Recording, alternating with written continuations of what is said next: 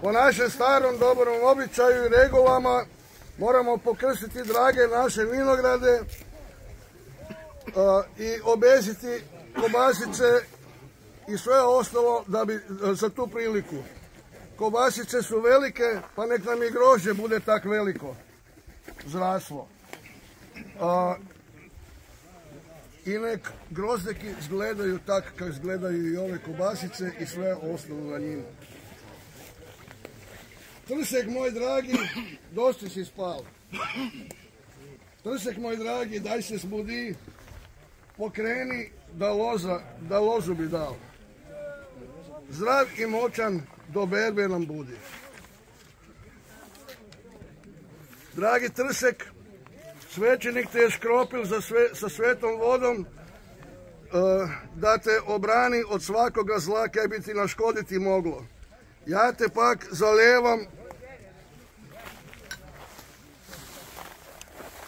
pak zalijevam z ovim vinčekom.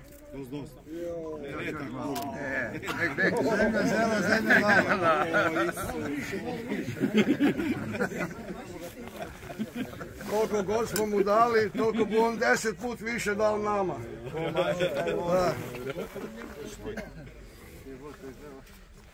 Prosim našega dičnoga domaćina da pride napred i po običaju odreže loze na Trseku, ali da bi to mogli napraviti moramo i škarje isto dezinficirati.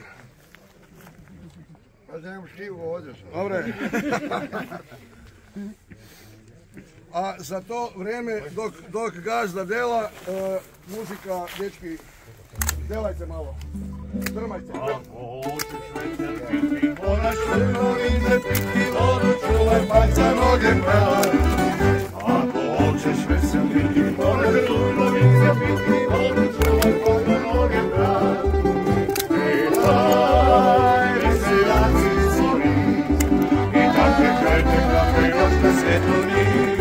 Budimo, pjevamo, i cijeli svijet zabavljamo.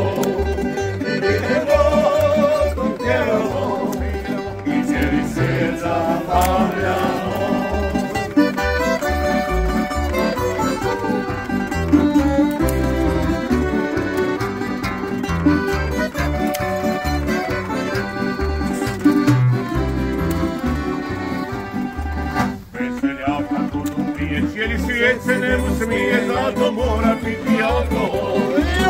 Veseljaka dobro pije, cijeli svijet se ne mu smije, zato mora piti alkohol.